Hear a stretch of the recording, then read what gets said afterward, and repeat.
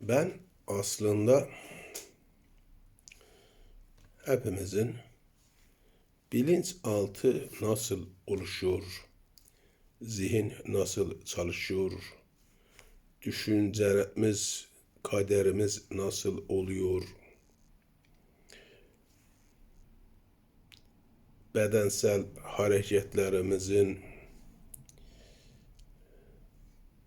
zihnimiz nasıl algılıyor, gerçekten biz konuşmalarımız ile, düşüncelerimiz ile, davranışlarımız ile biz zihnimize komut veriyor muyuz?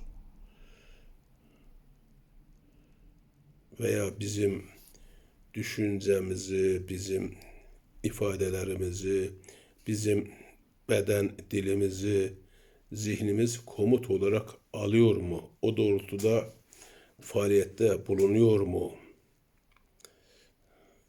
Bizim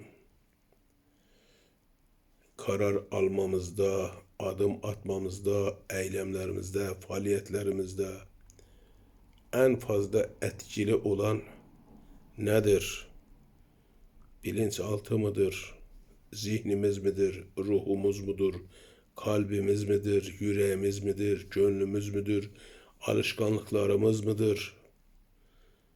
Hangisidir? Veyahut da hangisinin oranı nedir?